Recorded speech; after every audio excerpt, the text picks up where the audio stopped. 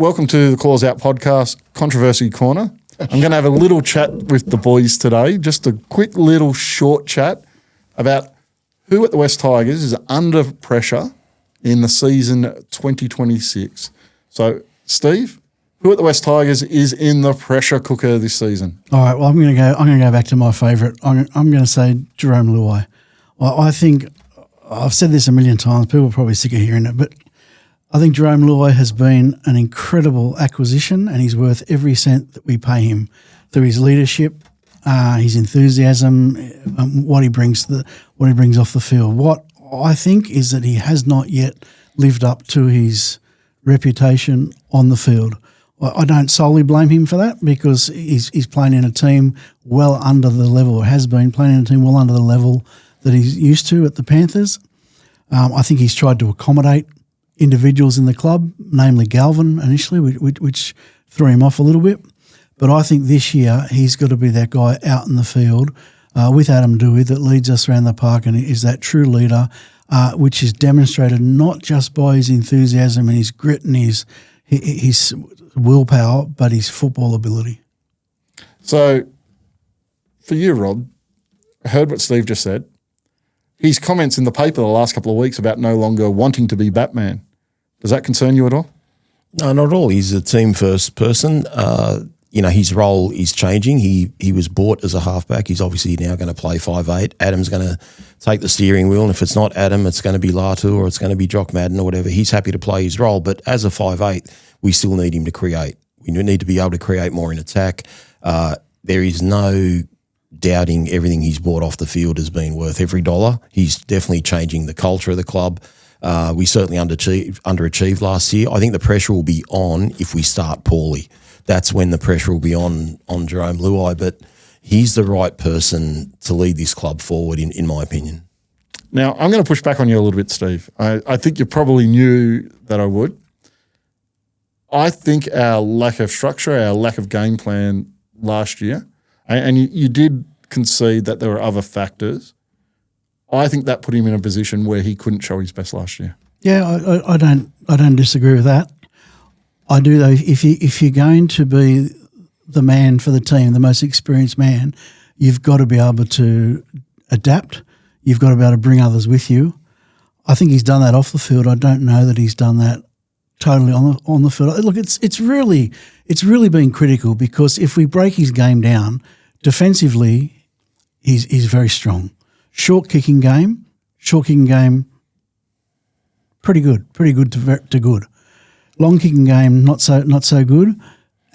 But where I think he's really fallen short is giving us direction in attack. Now, is he coming off what Benji has set up? Is he coming off what he's been told to do? Yeah, to a point. But a good footballer, we talk about, that guy's a footballer. And what do we mean by that when we say it? We say, well, a guy's a footballer, sees two options in front of him and takes the right one. 9 times out of 10, that's a good footballer. They just got that awareness.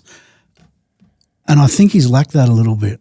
I don't think he's demonstrated that. When the moment's been there, he hasn't gone. I'm with you, Gary. I think it comes down to the lack of structure and the coaching. He needs to be guided and say, this is what I need you to do, but it's got to be productive. It's not do this and take a back seat. It's do this and make it happen for us. And it's hard because I do agree. His price tag means he's under pressure every year. Correct. Every year for his entire stint at the West Tigers, he's under pressure, and he deserves to be under pressure because he's getting paid to be under pressure. And what I look at how he played at Penrith, and I think you and I have had this conversation many times. Penrith played him in a shoebox. They put him out on that left edge, and that was it. He really wasn't allowed to move from there. What we need to see from him this year is his ability not just to play in that shoebox. And you know what? Maybe we don't appreciate, well, maybe I don't appreciate because I'm the one saying it, how difficult that transition has been from playing in a very structured, limited capacity to what he's been asked to do at West Tigers. And we mightn't understand the nuances of that, and how difficult that is. And so we'll see how he goes this season. But we need that leadership from him in attack on the field. Because the big thing that you get with Luai, for me, is that ability to break out of structure. You go through your typical structured football, you get to the position you want to, and then he's able to make a decision on what he sees in front of him.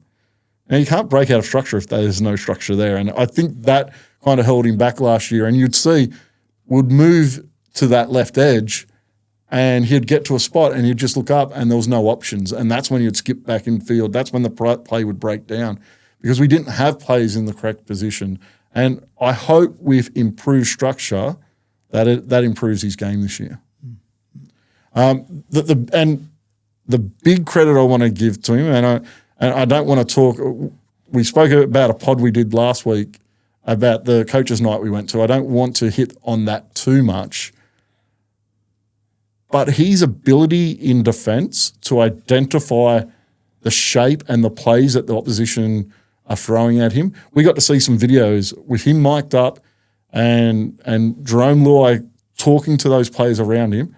That was second to none, Steve. Oh, it was outstanding. And look, don't get me wrong. I think he's worth every cent, and I'm so glad he's at the club. We all do. We need Jerome Luai. I just think there's more for him to give, and I think if he doesn't give it as we get into this season, I think the pressure will come on him, rightly or wrongly. I think the pressure will be there. It's not that he doesn't give it; it's how do we get it out of him? Correct. That's for Benji to sort out and all the players around him to sort out. But what will happen, and you mentioned it earlier, Rob, if we get off to a poor start and we're 0-4 or 0-5, then that pressure on Jerome Luai's worth to the club is going to be raised. It'll be raised, but he's the one person that could handle that anyway. Like he handled it all through the Galvin stuff. He said all the right things, did all the right things, during all that drama, him and Appy.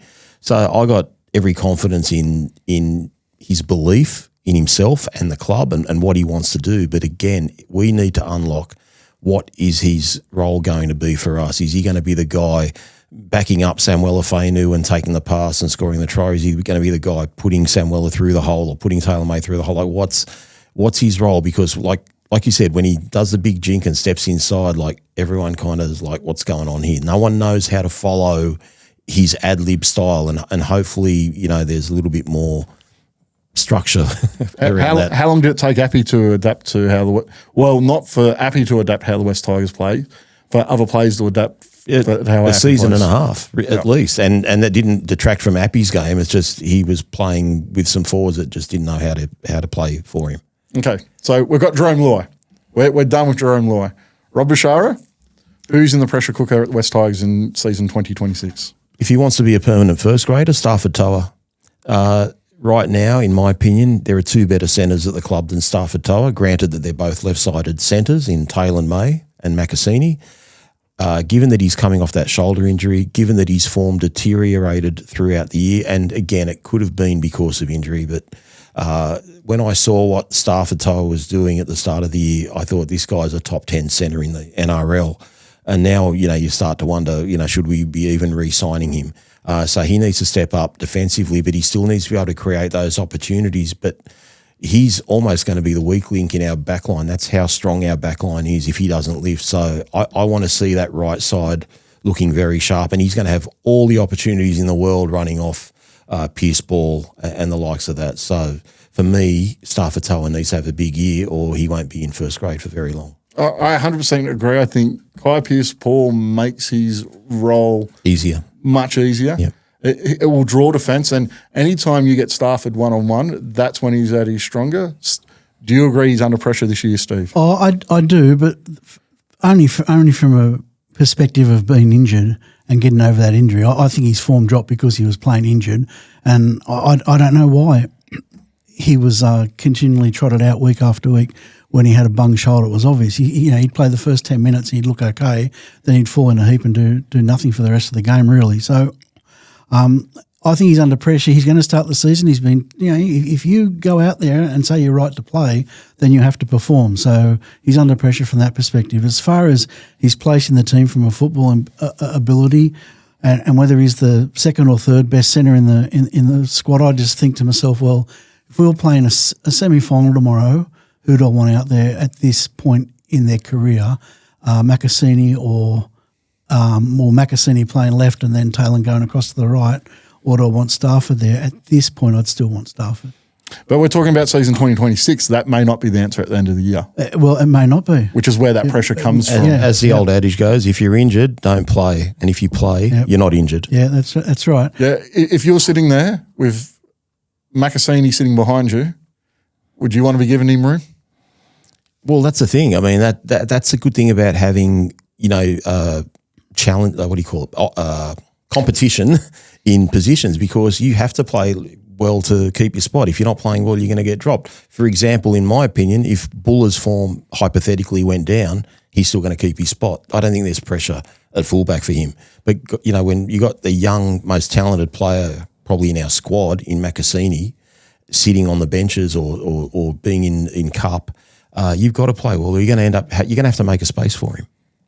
Where do you have him on that depth chart, Steve? And I'm not just talking about centres. If you go through our outside backs and look at our starting outside backs, where is he sitting right now on that depth chart? Toa. Toa's right centre for me. First pick right centre. As long as he's fit. But he's the starter who's under the most pressure, though. I think so. Macassini, we're not going to hold Macassini back. If we don't give Macassini a run, he'll look elsewhere. He's a champion in the making, Macassini. So we're going to have to find room for him. Whether he's going to be content to play on the wing for a season, I don't know. I hope so. I hope he's just happy to have a jersey. But Macassini's going to be biting at his heels all year. So we've put the mock on Jerome Luai so far. We've just had a crack at Luai. No, not having a crack at Toa. Toa, sorry. Yeah, but did I say Luai twice? Yeah, you're under pressure, mate. But Steve, Eddie's coming back. I agree with you that he'll be the right centre, but he's only going to be the right centre because there are two blokes that are left centres. Yeah. So Benji's going to have to bite the bullet if Toa doesn't play well. So I think Toa is under enormous pressure this year. Macassini has played right centre in rugby. But it's not his preferred side. No, it's not his preferred side. I don't think he'll. If he comes into first grade, Taylor May will move the other. There's no way I'm changing that left edge. I'm not going to lie. I'm with Steve on this. I think if I'm moving someone, I know Taylor May is the best left centre in the club, and what he did last year was outstanding. But if he's a 9 out of 10 at left centre, I still think he'll be an 8 out of 10 at right centre. I think if Macassini is a 9 out of 10 at left centre, he'll be like a 6 out of 10 at right centre. I think it's easier for an experienced first grader to do it on both sides. And those old Penrith boys, they've always been like that, whether it's Taruva, whether it's Taylor May, and even at the current Panthers. Brian Toto plays left and right. You've seen it when Crichton was at Penrith. He played left and right centre.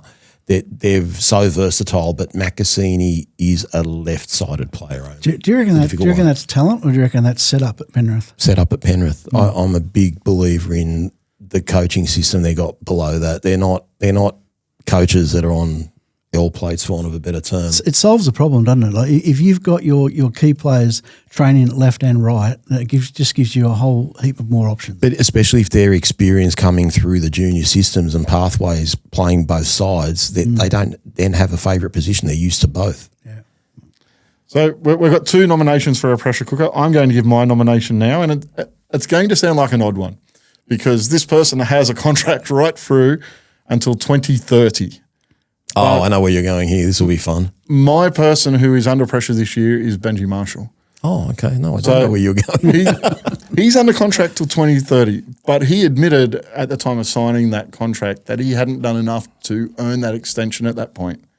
So for me, we need to see this side continuing to progress to show that Benji Marshall is the right person to be leading our club forward. Your thoughts, Steve? Yeah, I don't think he should be under pressure because I have a lot of personal faith and belief in him, but he absolutely will be. If we're 9-3, 9-4, 9-5, 1-6 sort of thing, the media are going to be on him like nothing else. Do you think they'll be raising that extension as well? Yep, absolutely. They'll go at it like a dog at a bone. So he will be under pressure. I think he'll handle it because I think he's got what it takes to handle that pressure. I have I didn't, but the more I listen to him, the more I watch him, the more I watch the team and see it develop, I'll come out now and say I have absolute faith that this guy is going to lead our team and our club where it needs to go. Your thoughts? Do you think Benji's going to ever talk to you again after he gave you half an hour of his time the other night, Gary? Well, you said we weren't having a crack at people. No, I'm just nominating him for being under pressure. You don't think he's under pressure? Of course he's under pressure, but I think he's the first person to put himself under pressure. He knows he's got to get results. I think we all agree the extension was done just to save face for the owners after ripping out the foundations from under us. So I get why he was re-signed, but again, you mentioned it last year on our pod, Gary. There's no way in your right mind you'd re-sign him, given the results and given that no other club would want him as a coach. So I just think he was signed for stability. We all support him. We all want him to do well. Everyone at the club believes in him, but you've got to get results, and that's what it comes down to. And I think we've got a draw for the start of the year that's pretty decent. A lot of home games. And the good thing about the start of the year is, not many people are injured. So you're pretty much playing with a full deck. So we need to get results. No one's going to care if, we're losing games by 4 points or 6 points and saying we're close. We don't care. We need to win. That was a knock on previous coaches, that we try hard, but we're always coming just short. We need to get results. I do think you nailed it, Steve, he is the person who can deal with that pressure. My biggest concerns with him in the first 2 years of his coaching career is around that game planning side of things. I have no issues with how he manages the team. I have no issues with how every single player who's currently in our club, we won't talk about someone who's no longer in our club, but every single person who's currently in our club wants to play for Benji Marshall. But that game planning side is what we need to see this year. Yeah, and I think we're starting to see it from what we've seen so far this season. It's looking very promising. That's all we can say at this point in time. But I do think, I sort of sat back when Benji Marshall said we haven't found our style, and I'm thinking, well, what does that exactly mean? But looking at them early season, I think they have found that style. I think they know how they want to play, and maybe it's taken time for the squad to be able to realise that and put it into play. We're only going off one trial, like against the Roosters, but the one, was that style our style, or was it because we actually had a genuine organising halfback that gave us that structure? That expansive style of football, we started to see a little bit of it towards the end of last season. Now, they didn't end up in positive results, but the expansive style we played against the Cowboys, the expansive style that we played against the Titans, gave me excitement for going into this year, because I think that's what the West Tigers DNA is. I think that's what their identity is. I think when you have guys like Jerome Luai, Taylor May, Stafford Toa to an extent, Sam Fainu, Dream Buller, when you have those style of players, you want to be getting the ball into their hands. And to do that, they're all players that play on our edge, and that's the style of football we need to play. And I think we started to see that last year. We've got a bloody good backline. Like our roster from a backline perspective is pretty stacked. So there's no excuses if the forwards do their job, which, to me is always going to be a struggle. I'm not going to lie. I'm not convinced about the middles, in terms of depth. But we've got the backs, and the best part about it, just being selfish as a supporter, it's going to be nice to watch. When you've got flair and talent and ability like we have out wide, you can put on points. But if you got, borderline second rowers that are playing centre and they're not going to be able to beat anyone or break a tackle, it's not exciting. But there's a lot to be excited about as a West Tigers fan. So can I segue into another pressure? Oh, you got a second nomination. Yeah, a third. Just based off that, I reckon the Alexes are under big pressure. The two Alexes. I've always said you can't have two Alexes on the field at once. Yeah, and I've said that while they're both in the 17, we're not making top 8, right? I will say I said that before Alex Toll improved out of sight, I believe. But for the first time, Alex Toll's, he'll start at 13, and his end-of-season form has warranted that, I believe. Alex Seyfarth is no guarantee of being in our 17. He'll probably squeeze into our 19, but I don't think he was a guarantee of the 17. For the first time, there is genuine pressure on these guys. These guys that you could call fringe first graders that maybe play above themselves some weeks and fall short other weeks. They've got to play consistently good football if they want to make the first grade squad. The club has a very high opinion of Alex Seyfarth. Yeah, if they're still at the club now, they're not going anywhere. Well, Alex Toa just signed an extension until he's 33. But pressure as him being in that top squad. Yeah, correct. Yeah, I think there is pressure on them. I think Seyfarth is a permanent bench spot. I don't think he'll ever start. I think he's the perfect 19 that you never play. Well, that's two people that won't be talking to you. I don't think his mum's going to be talking to you anymore or buying you a drink next time either. Anyone else you want to throw into the pressure cooker? Not pressure from a performance point of view, but given that I don't know when we're going to start with Hayward or use Hayward off the bench, I think the pressure's on Appy, not because he's not great, but just he knows he has to play longer minutes and just keep being the Appy Coruscant that we've seen for a few years at the club. So not pressure to hold his spot, but pressure that if we're going to have a big year, Appy's a big part of it. So I think Appy knows he's got to have a big year. And who did you think I was going to mention? I actually thought you were going to mention Alex Seyfarth. You really? Yeah. Yeah. Well, Steve covered it for me. I know these redheads get jealous of each other, Steve. Yeah, so I thought there might be a little bit of rivalry there. It was busting for it, so I threw it in. Thank you for listening to the Claws Out Controversy Corner. We've got some people in the pressure cooker this year. Hopefully, they all survive.